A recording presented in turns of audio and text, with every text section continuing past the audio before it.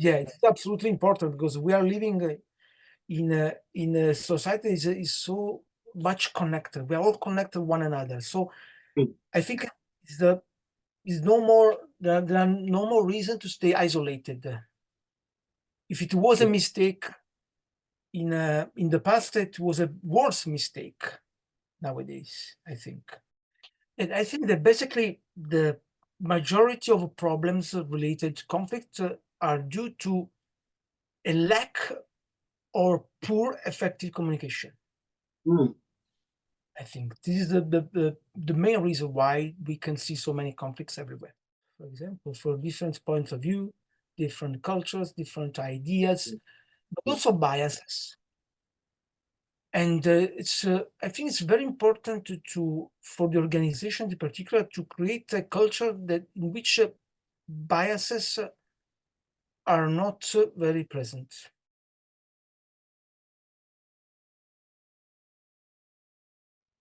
All right, well, welcome to today's broadcast for Team ET. Welcome, good to have you back. And today we're going to be delving into the power of emotional intelligence and also putting a bit of a spotlight on the role of communication under that broader emotional intelligence banner. So we're going to explore how improving your emotional intelligence skills enhances connections, it fosters I want to say active listening, and even assists us to address conflict.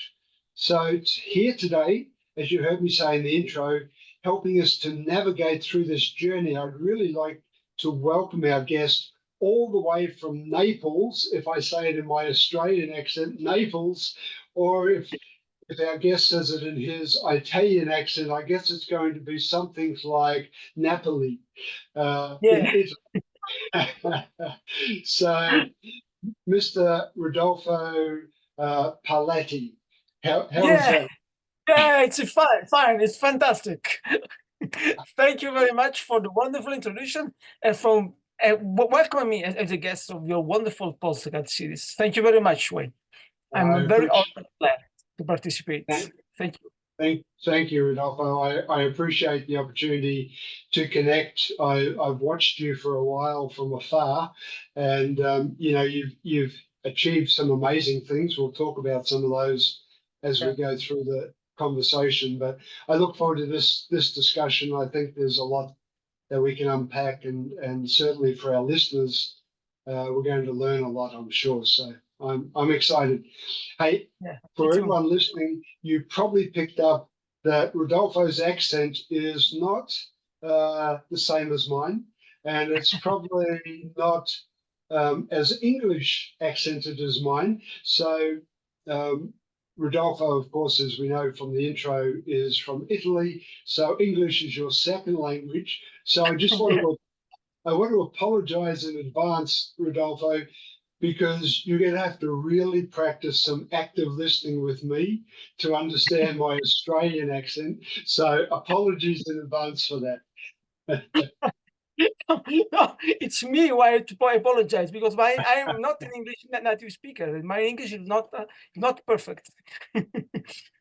It's perfectly Thank you. clear to me anyway. Thank you. So you're sitting in Naples, and Yeah. I have to say I've had the luxury of being a tourist in Italy, so I've really enjoyed my time there. And Naples is not too far away from one of the most picturesque and dramatic coastlines that I've ever had the pleasure to experience, which is the Amalfi Coast. Yeah. It's magnificent scenery, coupled with some pretty scary, narrow, winding roads with Yeah. some Really. big sheer drops, right? But wonderful townships all the way along. So, you know, absolutely fantastic area that you're central to. So, yeah, nice. Yeah, absolutely. Think about um, there's one thing I would like to do is trekking. There's a fantastic place. It's a path between two places in the Amalfi Coast. It's called the Path of Gods. You have Ah, to walk for about 5 kilometers to arrive to right. Positano on the coast, and you can see a wonderful panorama of all the coasts. It's absolutely fantastic. But at the moment, I still haven't found someone who wants to accompany me. So you Well, are absolutely very, very welcome. I publicly invite you to join me in this path. be careful what you wish for. I have a bad habit of turning up on people's doorsteps. So, I have a couple of questions for you. Is Yeah. it true, and correct me if I'm wrong, but is it true that Naples or Napoli is the birthplace of pizzas? Yeah, let's say it's so, but I know that pizza is a more ancient origins. Right. Some things that they come from China, for Oh, example. really? Yeah, Wow. yeah, old China. But the Hmm. moment modern concept of pizza, it's like we conceive it nowadays, is in Naples at the end of Okay. the 19th century, in Fantastic. particular. Yeah, Well, I have to say, wherever it comes from, you do an extremely good job of it in Italy. So, so thank you for that. Now, there's another thing that I'm really partial to, which is not so much Naples, I guess. It's a little bit more the Amalfi Coast yeah. area, but it's the beverage limoncello. Yeah. Particularly, yes. They also do it in Capri, in Okay, Capri Island and the Amalfi Coast, because there is a good inheritance and tradition for lemons, big right, lemons. right, They are very tasty, and they, yeah, we produce limoncello, particular liqueur. That's fantastic. yeah. I really love it. I would say it's exquisite. So Yeah, I was introduced to it when I was in Sorrento, and yeah. we couldn't bring too many bottles back to Shanghai, unfortunately.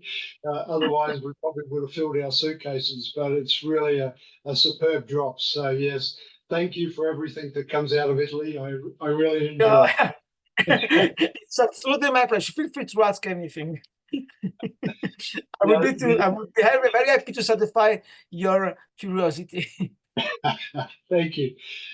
Now, of course, Naples is also very close to quite a famous little mountain, at least famous in my geography or geographical lessons, right? So you have Mount Vesuvius, or is that how you say it?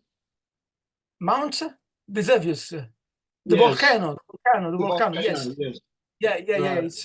It's still an active volcano, Yeah, and right, yes, and I don't want to consider the fact that we are a bit worried about this, because in any possible moment it could erupt. So we are very focused on taking all the situations in the most safely manner. right. So And of yeah. course, it has a very let's say, prominent history with, the eruption and Pompeii and the Yeah, yeah, devastation. Right. yeah. In Yeah, the 79 Anno Domini, I remember precisely. right, right. Yeah. Yeah, look, it's the country is so steeped in history, and we could talk all night just Yeah, about. you could talk for days, for It many is quite. days. It's an extraordinary country.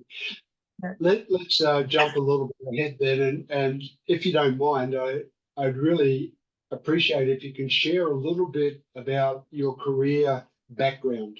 So, Yeah. Yeah. what led you up to this point? Yes, thank you very much. Yes, let's say that I began with let's say that I'm a very I've always been a very curious person. So Hmm. my natural curiosity always pushed me to explore different fields in my life. In fact, I tried many different things.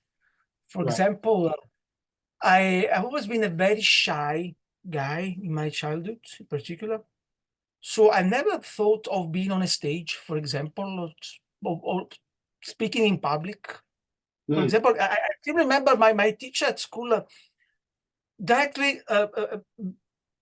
put me apart from the list of the possible actors for the place at the primary school. So something that I will never expect to do one day. In fact, when I was 18 years old, I was really pulled to participate for a play, a charity play, and I began to start my acting activity. So I began when I was 18, and I'm still an active actor for charity plays. For example, it's absolutely fantastic experience for me. So I overcame my fear of speaking in public, my fear of interacting with the unknown people, for example. Right. For me, I still get excited to do this because Very if good. I thought how I was in the past and how I am today, it's a very deep gap between the two different situations. So this opened me my mind also to explore and overcome my personal limitations, my biases, for example. I attended university, so I'm taking a degree in business administration. Then I explored marketing. I became a marketing consultant, and then I began working for a common company in the administration field. And this company is involved in healthcare activities. I still collaborate with them. It's a very important experience for me. And at a certain point, after a sad event that hit my life, because I lost my father, and this event opened me a different path, because my father was also my mentor. He was a real guide for me, and I remember that he always pushed me to try harder and overcome my limitation and be more confident in my possibilities. So at a certain point, I took a drastic decision. Now I want to stop. I want to do something different. I want to give a meaning to my life. So I began to explore the world. How? By being more present on LinkedIn. Okay. So I began interacting. I began posting, sharing content, asking for connection to perfect stranger people with absolutely no shyness, no insecurity, no fear.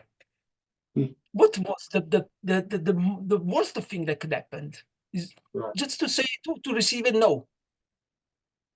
Okay, this is my approach still today. And when I remember that at the very beginning I posted something about marketing because I'm very interested in that field. But at a certain point I realized that something changed in the marketing that I was accustomed to manage, but because I think something's changed in the interaction with the final clients, the perspective, the need that client feels.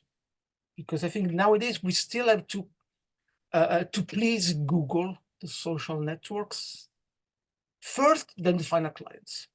I don't relate anymore with this perspective, with this attitude. So I found myself, due to a personal experience about personal development, I really loved it. I improved, and I decided to join the personal development field. So I attended a course in coaching. I became an associate coach, and I am also a member of the Italian Coaching Association. And then began studying, improving my experience and knowledge by attending courses, webinars, and so forth. And I also interacting with people, with my colleagues on LinkedIn in particular. So I learned many things by reading, by interacting with people, making friends also, because I found that LinkedIn in particular is a very powerful tool to create valuable connections and relationships. I made so many friends. I really have many close friends but the only thing that makes me sad is that most of them live on the other side of the world. And maybe I will never met them in person. Mm. But I don't want to have any sort of limitation in my life. So it's one of my dreams is to meet all of them around the table and have a wonderful dinner all together, and chatting of anything. It's one of my dreams. Mm.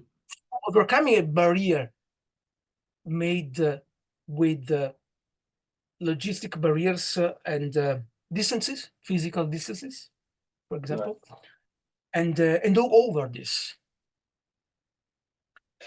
Then I also, due to my personal experience with mentorship, because I found it very useful for myself, Mm.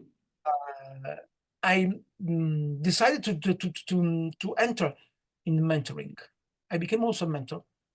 Yes. I joined an online platform in which mentor can share their services Mm-hmm. for free. So it's basically an honor for me to share my experience, my knowledge to people, to young people in particular, young managers, for example, that need a sort of guidance on their personal and professional path. Because I think this is all part of my vision of having the chance to do something meaningful for people in the world. I don't want to leave this earth without knowing that I had all that it was in my possibilities to Mm-hmm. leave a deep impact on people around me. So this is what pushes me, all my activity. I'm very happy to coach people, to mentor people, to be speaking in public. And also the fact of being still an actor, even if for charity plays, okay? Because I have the possibility to give 2 hours of fun to people. Right. Because I'm mostly involved in comedies. Okay. So I find doing it, and I give 2 hours of fun to the public. And it's absolutely fantastic. If you think about all their personal lives, they may have any kind of sort of problems. I can give them 2 hours of happiness. Very nice. Do you have any recordings of that online or anything? Yeah, there is something on YouTube. I think it's not that directed by me. 1 or 2 videos. Okay. Very old. It was much hair ago. Well, maybe, I mean, that's a nice introduction, and I'm wondering, maybe you can speak to your business that you have today, and what is it you're specifically focused on? You know, what type of clients that you're doing business with. Yeah. I due to my basic background, I joined the career transition and executive field for coaching. I've always loved leadership in particular. I also have a leadership experience because I managed for 80 years a group of nurses and physiotherapists that operate on the field on 2 different towns in my community. And I coordinate them. I did everything. I solved the problems. The only thing that I did was to sign the contracts, because I wasn't the proprietor of the company. But I managed completely everything. And it was a very important experience for me. I also, because I did it also in during the first pandemic in 2020. So Italy had a very different situation because it was the very first country in Europe to seriously be affected by the COVID-19.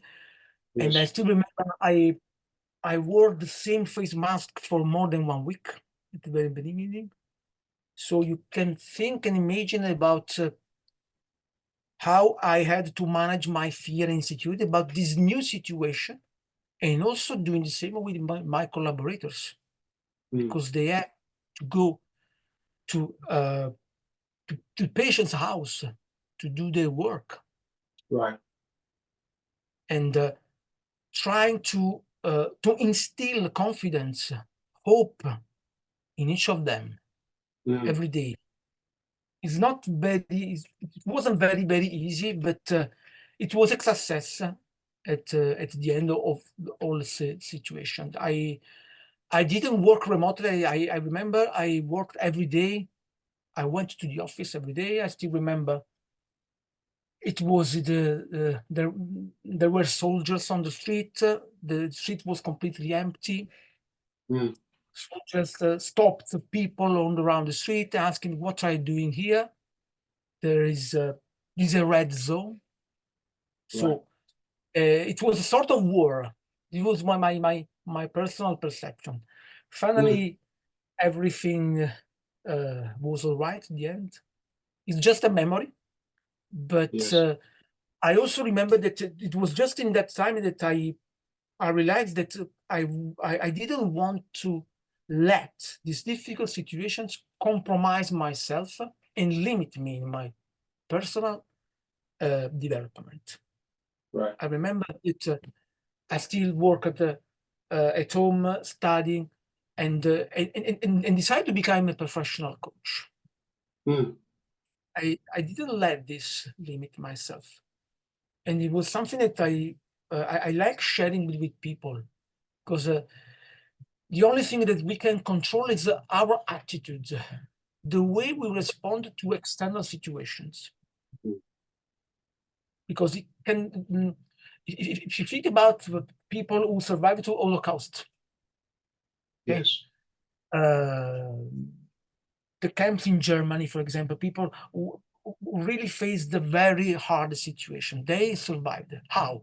Because they didn't limit the situation, limit their mind, attitude. Because you think, how can I survive? What can I do to improve my current situation? So focus on the solution, not on the problem. Because you can see everywhere, many people really get desperate because they cannot solve their problems. Yes. In any in organizations, people let fear and insecurity limit themselves. But if you can focus on the solution, you're starting from a very positive point. I think this is a very important topic. Yes, for sure. And Rodolfo, allow me to add, you're a very modest person in describing your business. When I was looking at the research, you've received so many distinguished awards for the work that you're doing with your clients. So congratulations on that. Thank you for Thank the you. effort. But yeah, very nicely achieved. Thank you very much. Thank you very much. To say that basically, I'm very happy when I know that I've had the possibility to do something good for others. I love It's being a really smiley person. I try. I always try to be as much positive as possible in any possible situation in the environment, at work, with colleagues, for example, with other people, with clients.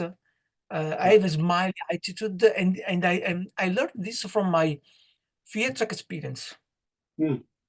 I learned how to have a self-irony first. So I tend to get laugh about myself and any possible situation.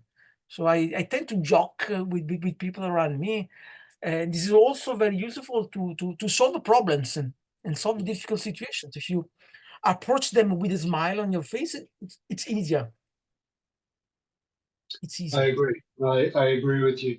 Well, let's dive into our main topic today, which we spoke about briefly when we first connected, and that's around this emotional intelligence. And I know it's a subject that I'm keen to learn more about, and I'm sure our listeners are. So I know that you've read some of Daniel Goleman's work on emotional intelligence. Is there anything in particular, or has it influenced you in a certain way that you now utilize this with your clients? Like, how does emotional intelligence factor into what you do? it has a very deep impact on myself first, because I learned over time, and by practicing and learning coaching in particular, I learned how to deeply listen myself first, to understand which kind of emotion I feeling that precise moment. Because I think that you can see and find many people that say you should deny your emotions, but our emotions are part of ourselves. They make us humans. Yes. Otherwise, we should be robots. Okay, but emotions define what we are. So the key is in effectively manage them, to understand when they arise and feel and decide, is it useful for me in that moment? For example, if you get angry, if you get angry, you can perceive it and decide what this could lead me. I could hurt someone, for example, hurt myself, or even get things worse.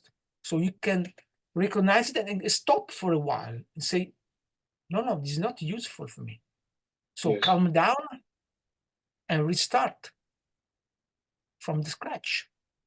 I like This is that. for any possible kind of emotion. And I try to apply this to other people. Absolutely. Right. So if we think about the emotional intelligence pillars, so what you're talking about first up is the self-awareness that you Yeah. need to develop around those Yeah. emotions, and Yeah. then the self-regulation, how you react and how you deal with those emotions. What's your The self-control. Absolutely. Yeah. The first is self-awareness. Yeah. And also, but it's also important to practice mindfulness, because you can perceive and live in the present moment. So you have to focus on other things from the future, from the past, because you lose something. You lose yourself when you do this. Yes. Yeah. I'm experiencing this in this right moment. I'm feeling this. I am this in this specific moment. I don't know what will happen in the future, but I know what was in the past. But the past is it's an already written chapter. I call it this. If you want to, if you use a metaphor for life as a book, I love books, and past is an already written chapter. So, but one more things to another very important aspect for emotional intelligence is empathy. So the ability to understand other feelings and emotions, and also the mental health state, and the ability to welcome it. Right. Because yes, because otherwise you could simply have a sympathy. The sympathy is more related to a feeling of pity, but this is not useful for the person involved. Okay? Right. If you can understand, you can what the person is feeling in that very moment, you can act and react accordingly, and show your compassion, because we basically are we are humans. We are made of emotions. We can understand and feel what others perceive, and do the right thing.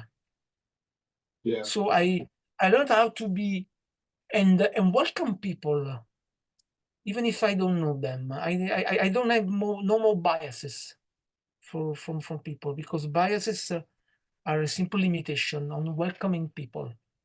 I I I had a tendency many years ago to judge people, to have some biases. No, I don't have it anymore, because it's Well, only a limitation for also for our improvement, because I can learn so many things from other people, from different people that are so different from me.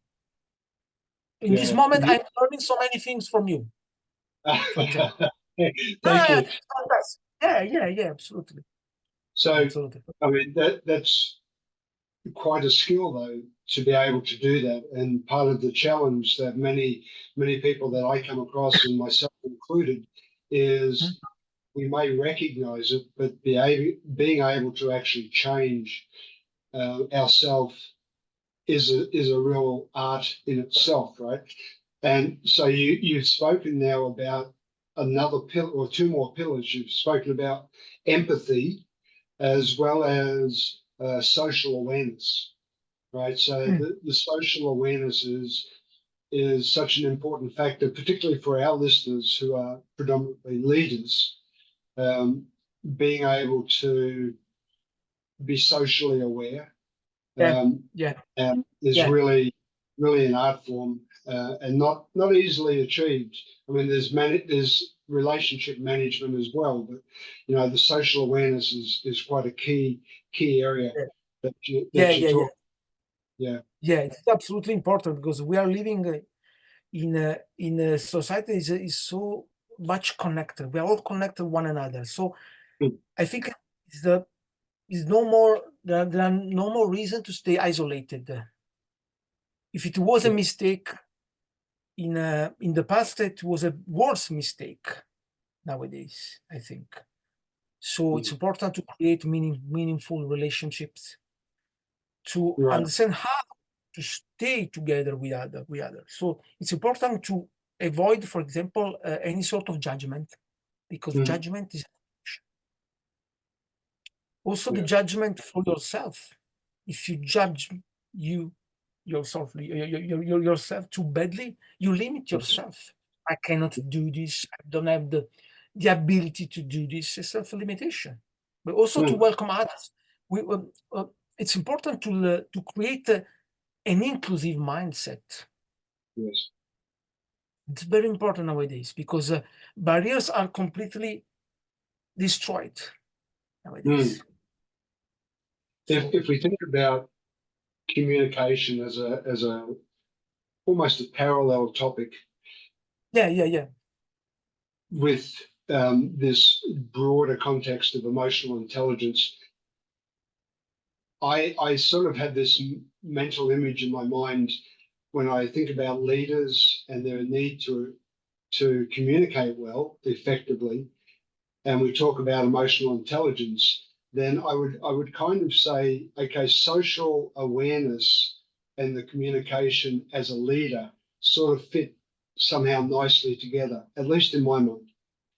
yeah, yeah, Is yeah.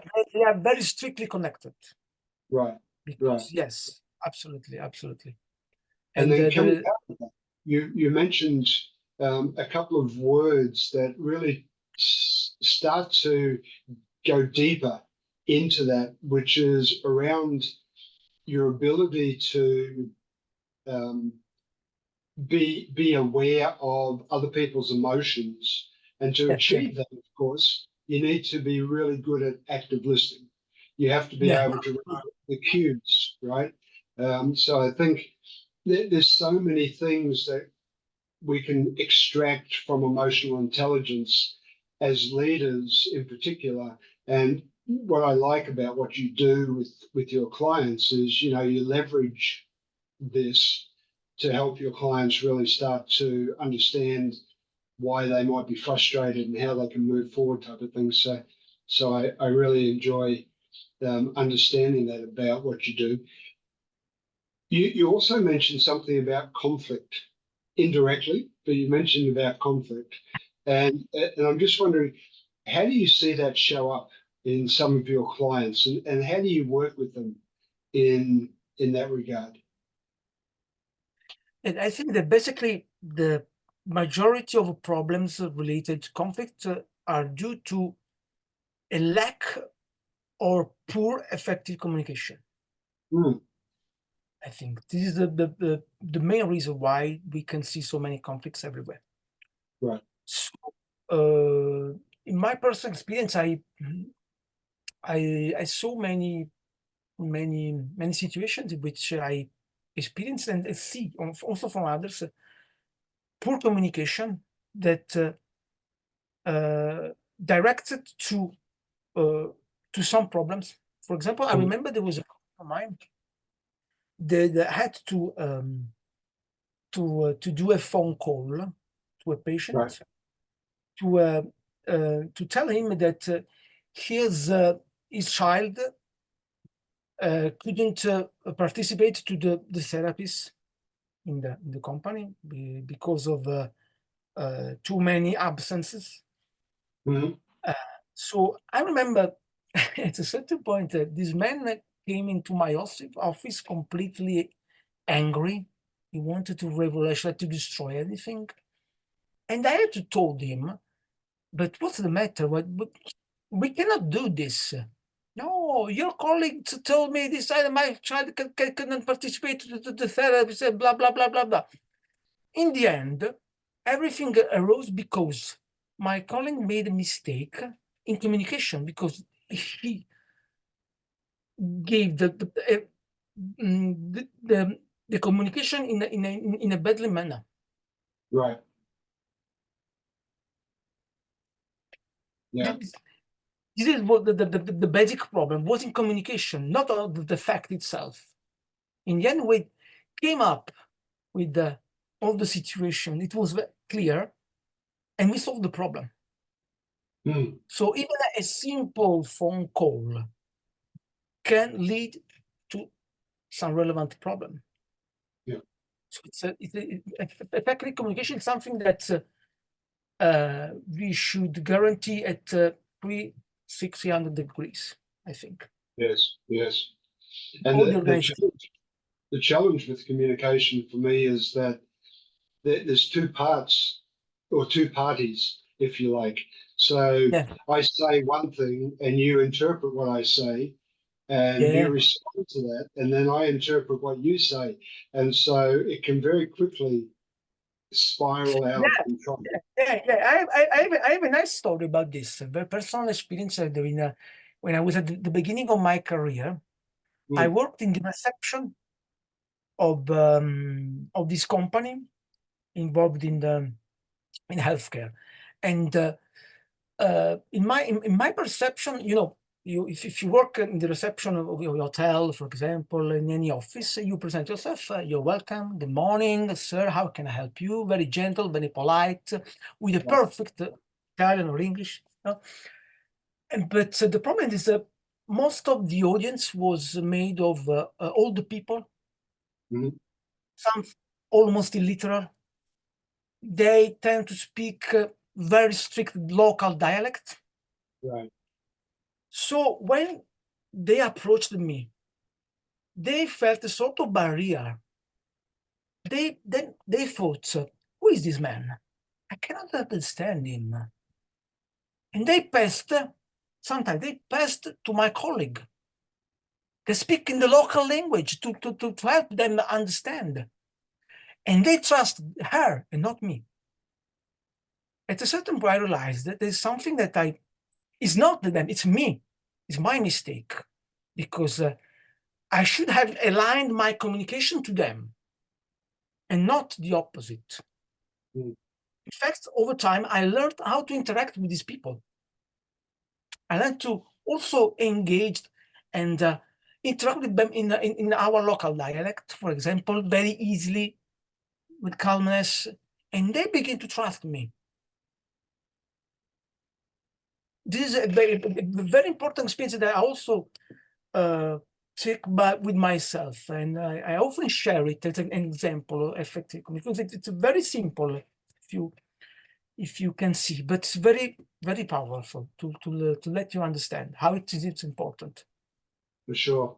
And I think that was in the era when it was in person, face to face. People could see body language, they could see the Yeah, non-verbal cues. Today, we have added challenges, particularly for us as leaders.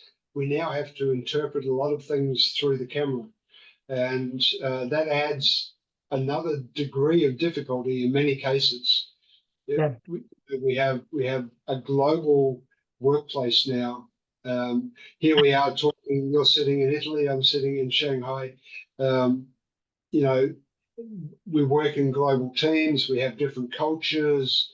We have different languages as our native language, different gestures, Yeah, facial yeah, expression. So there's a whole myriad of things now that we're exposed to, particularly as leaders, but also as employees, that 10 years ago wasn't so much the case, yeah, maybe a little yeah, bit. absolutely, So I think absolutely. communication today is so critical for everybody really to almost hit restart and really examine how they communicate, what they are saying, how they are behaving as they communicate. So I think there's so much for everyone to learn um, around this topic.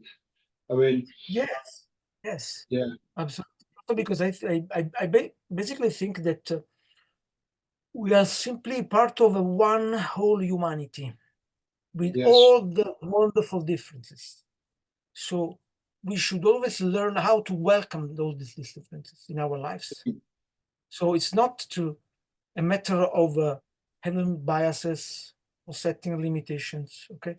Because if others seem to be strange for us, we could be the same for them. yes, In fact, yes. In fact, active listening it's something that helps you in achieving this because it's basically a listening to the meaning of the whole communication because you mm, don't listen with your ears, but also you can listen with your eyes, with yes, everything by understanding the gestures of the other people. And it's also important to keep all the channel of communications as much aligned as possible. mm, Okay, because many people, because this could lead to mistrust and also misunderstandings. right.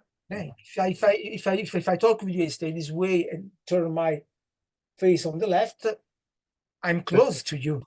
Absolutely. I cannot say, no, you are the best person I have met in my life. I, I couldn't be unbelievable. One of the areas I like about active listening is the practice of summarizing or paraphrasing back to the person you're communicating with, just to demonstrate to them that you are listening, but also to check in that you understood.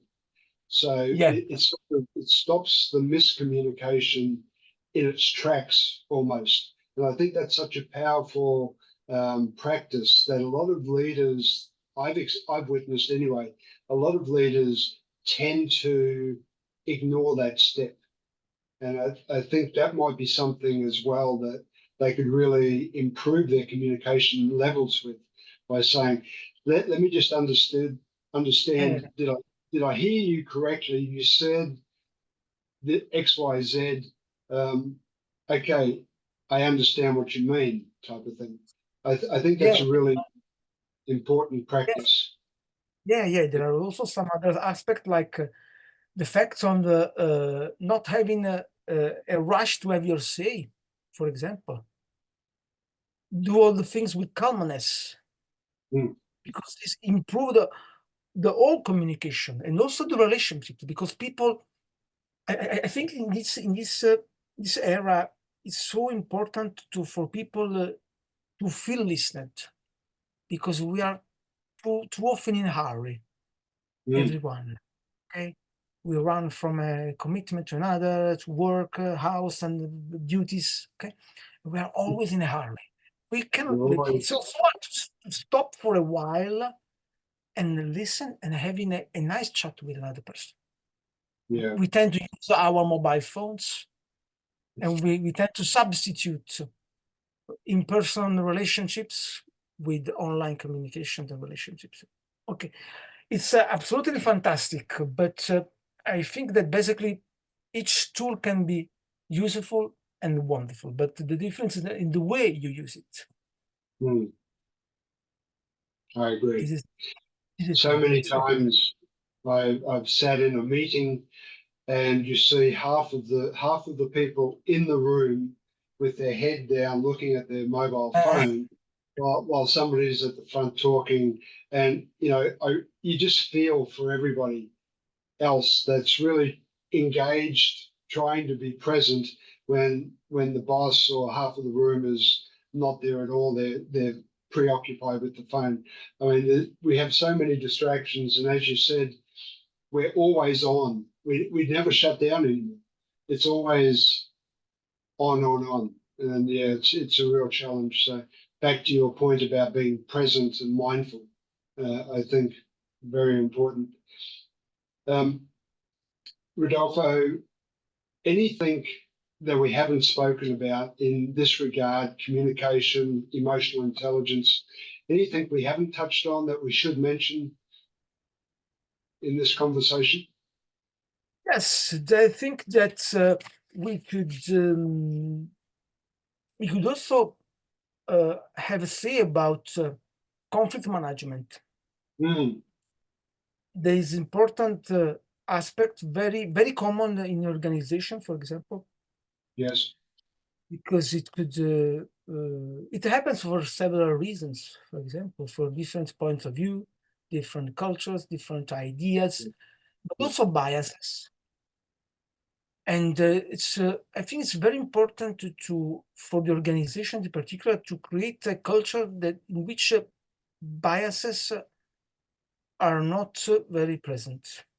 Mm, So create a culture based on active listening, but also on humor, because humor is a very important component also to help solving yeah. conflicts. Organization. If you introduce yourself with a smile, you have a different, more positive attitude. Obviously, you should always understand if the other person is in joke with you. It's like a big game. Yes. It's like sending unconscious messages. Do you want to play with me? Okay. If you can receive the message, okay, let's play. Let's make a joke. Let's do something nice and go on. And it's also very important to have respect for the other person involved. So any kind of joke of humor you can use must be done with absolutely respect for the other person. So it's something, for example, I do every day. If I find something, it can be also the name, the surname of the person involved, but I can say joke, something nice, and people smile, and they are more open to have a conversation, to trust me, to ask for information, and also in many cases, I became a referring point for my colleagues, for people involved in me. And I also remember a nice experience when I managed my team of nurses. I remember one day, one of them got sick, so I had to find a substitute at sudden, very, very fastly. So I asked one, no, it's possible. No, I don't have time. No, it's possible for me. I found the last one, my only hope. So I asked her, please, could you go to this lady for the care assistant at home? No, I cannot do it. No, it's impossible. No, please, no, ask someone else. No, you are the last one. Please do it. It's possible. At a certain point, she was a girl. I sent a message on WhatsApp with an image of the cat with boots taken by the famous animation movie Shrek, if you remember. Yes. Okay, with the eyes in this way. She had the laugh. She had the laugh. He sent a message laughing. He said, "Okay, Rodolfo, I'll do it for you." Yeah. It helped me solve the problem. It could seem to be a very silly thing, but it can be very useful. Mm. It helps diffuse the tension. So conflict is all emotion. Absolutely, And yeah. the ownership of the issue is very emotional, and humor really helps to release that tension, to give people an opportunity to then see it differently, right? So Yeah, I love that point. so Yeah, yeah, if you find a person that is close to you, it's angry with you, it will be absolutely a no to your yeah, request. It's very improbable. If you say everything it's, with a smile, it's different. yeah, for sure, for sure. It's so powerful. Yeah. Look, this is such a fascinating field of study. It's one that we can talk about for a long time. You know, one of the things that I like to remind my clients about is we probably haven't spoken about anything that's new to them today. But what happens is we get so caught up and we forget about some of the obvious things. And emotional intelligence for me is really one of those categories that we know about it: self-awareness, self-regulation, empathy, social awareness. Motivation. Yeah, all of these things, we know about them, but we get so caught up doing the doing that we don't take the time to step back and really assess a little bit broader to see what we could do differently. And I think, listening to you today, we really touched on a whole range of different areas that are so insightful, so powerful. Before we wrap up, because time's coming to a close, unfortunately, but before we wrap up, anything you're working on at the moment that we need to know about? Like, is there a book in the pipeline? Are you working on a new program? Maybe another play. So anything. Thank you. Thank you. Let's say I have many projects in my mind. I'm considering to write a book. It's only at the moment it's all simply in my mind. Right. Let's say that sometimes I have the titles in my mind, but I still don't have the contents. So it's something strange to begin writing a book, but I have several ideas, and it's absolutely one of my goals. I created a leadership training program that it's present on my personal website, and I'm also considering to do some more for related to different topics, and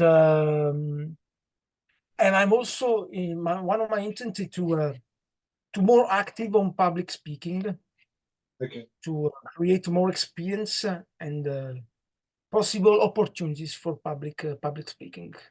Right. Let's Right. say I tried to exploit my experience with theater for my easiness with staying in public and people speaking in public, Right. and share my knowledge and experience with all my audience. And like you said before we came on air, travel is something that you have a real passion for. So, Yeah, I forgot traveling. You're yeah, right. I forgot. I have many things to do, as you can see. Well, where my aim can it's traveling by working. I could do both the same things. why not? Why not? Yeah, So where can people go to follow you, connect with you? Where's the best yeah, location? absolutely. Yeah, absolutely. I am on, that is my website, rodolfoparlati.com, and I'm particularly very active on LinkedIn.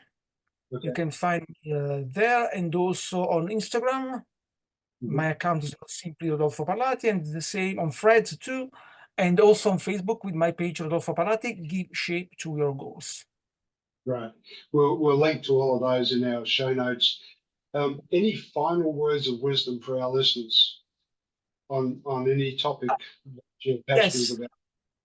I simply want to share my favorite quote. I love quotes, as you can see on Yes. uh, my posts. Basically, are based on quotes from which I take inspiration. My favorite one is every accomplishment starts with a decision to try, and is what this summarizes a bit the story of my life. This phrase led me to do and explore so many different fields in my life. So never be afraid of doing different things, because Mm. the impossibility is made basically in your mind. I, Hard I things become easy. Sorry. So always stay confident. Thank you. I saw that quote on your website from JFK, right? So I know it's Yeah. a favorite of yours. Yeah. So, Rodolfo, thank you for your sharing of everything today. Really appreciate having the opportunity to bring you onto the ET project. Hopefully, our listeners also have got a book filled with insights and have ideas now they can take away and put in practice. So, thank you very much for being a guest. Thank you for connecting. Oh, thank you very much to you, Wayne. It's been a big pleasure for me to be your guest, and thank you to all your wonderful audience. Thank you very much. Thank you. So what are you waiting for? Hit the subscribe button below and click on the bell icon so I can pop up in your feed occasionally with a great tip for your ultimate growth.